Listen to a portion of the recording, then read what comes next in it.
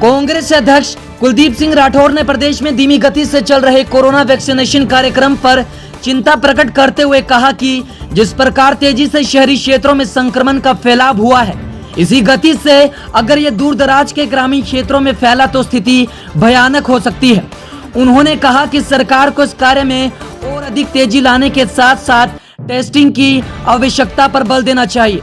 राठौर ने सरकार के कोरोना वैक्सीनेशन की दूसरी डोज का समय बढ़ाने पर आश्चर्य व्यक्त करते हुए सरकार से जानना चाहा कि ये समय अवधि स्वास्थ्य विशेषज्ञ की सलाह से बढ़ाई गई है या देश में वैक्सीन की कमी के चलते ऐसा किया गया है। उन्होंने कहा कि सरकार इस बारे में लोगों को गुमराह कर रही है क्योंकि सरकार कोरोना को लेकर पूरी तरह से विफल हो गई है। देखिए, सरकार के पास कोई योजना नहीं, ये हर रोज निर्णय बदलते हैं।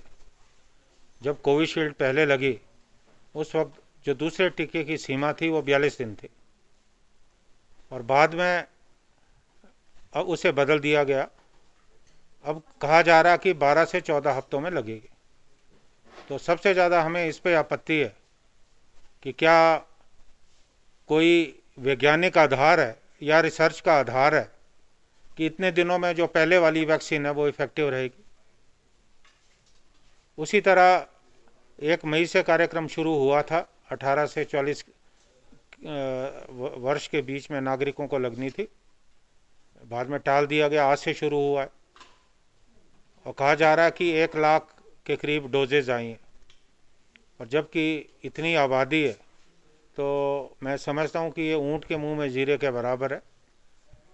मेरा ये मानना है कि सरकार को टेस्टिंग और वैक्सीनेशन इस पे जोर देने की ज़रूरत है। इस पे जितना जोर होगा सरकार देगी, गंभीरता से काम करेगी, उतना संक्रमण का जो खतरा है वो देश में। उज्ज्वल हिमाचल के लिए शिमला से bureau. Genesis coaching institute, Nagrota भगवान, कांगड़ा।